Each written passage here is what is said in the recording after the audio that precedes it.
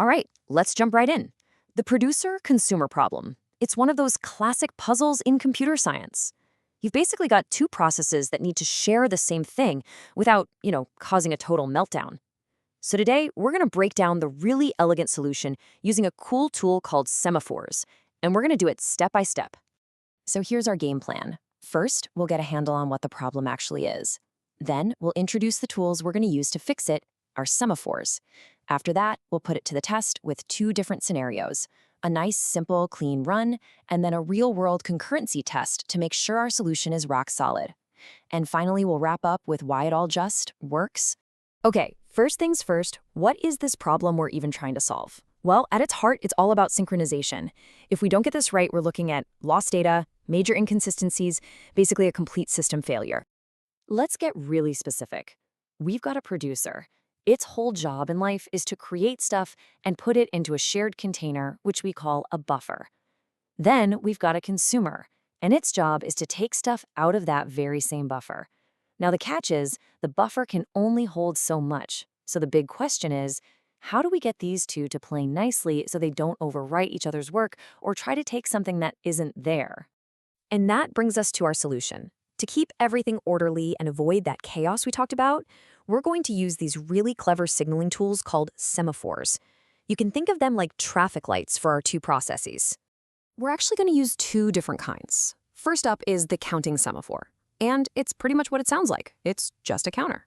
We'll have one called full to keep track of how many items are in the buffer, and another one called empty, which, yep, you guessed it, tracks how many empty spots are left. The second kind is a binary semaphore, which you'll often hear called a mutex. This one's even simpler. It can only be a 0 or a 1. Think of it like a simple on-off switch or a lock on a door. We'll call ours S, and its job is to be the gatekeeper, making sure only one process can be messing with the buffer at any single moment. This is absolutely crucial for what's called mutual exclusion. So let's set the stage for our demonstration. Picture a buffer that can hold 8 things. To start, it already has 3 items inside, A, B, and C. That means our full counter is at 3, our empty counter is at 5, and our gatekeeper semaphore, S, is set to 1, which means the gate is currently unlocked and open for business. All right, for our first run-through, let's look at the ideal case, the everything goes right version, where nothing gets interrupted. We'll let the producer go first, and then the consumer. This will show us the basic mechanics of how this is all supposed to work. Okay, producer's up. It wants to add a new item. Let's call it D. So first, it runs a down operation on empty. This is like claiming an empty slot, so our empty count goes from 5 down to 4. Next, it does down on S, which flips our gatekeeper from 1 to 0. The door is now locked. With exclusive access, it safely adds D to the buffer.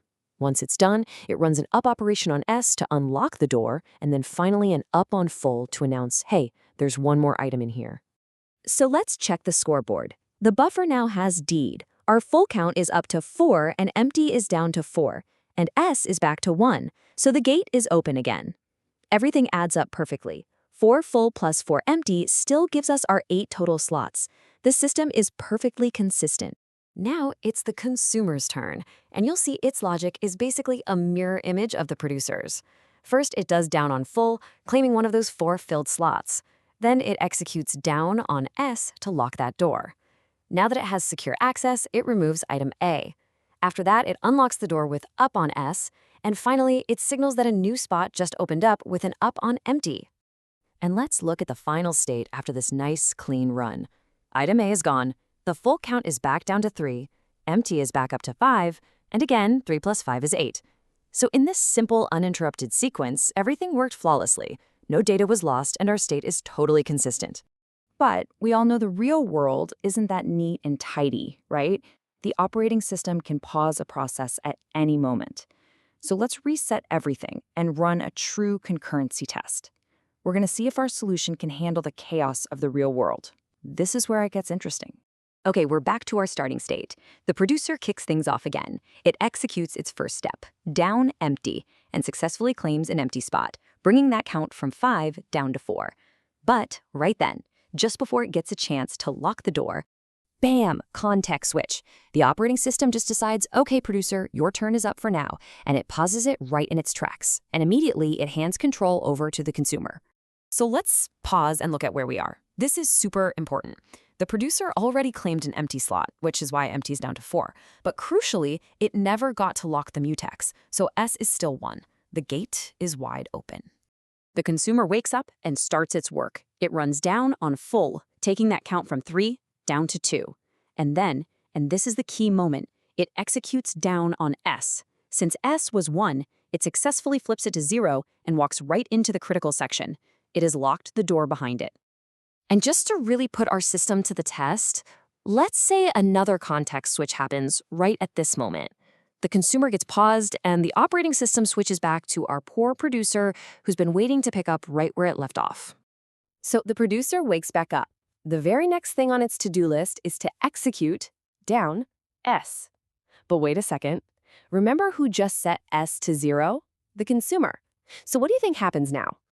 And the answer is, it gets blocked. It's stopped dead in its tracks. And listen, this isn't a bug. This is the entire point. This is the solution working perfectly. The binary semaphore S does its job. It sees that the value is 0 and says, nope, you have to wait. It prevents the producer from barging in while the consumer is still working. So how does this all resolve itself? Well, eventually, the operating system gives control back to the consumer. The consumer finishes its work, removes its item, and then it executes up S, setting that lock back to 1.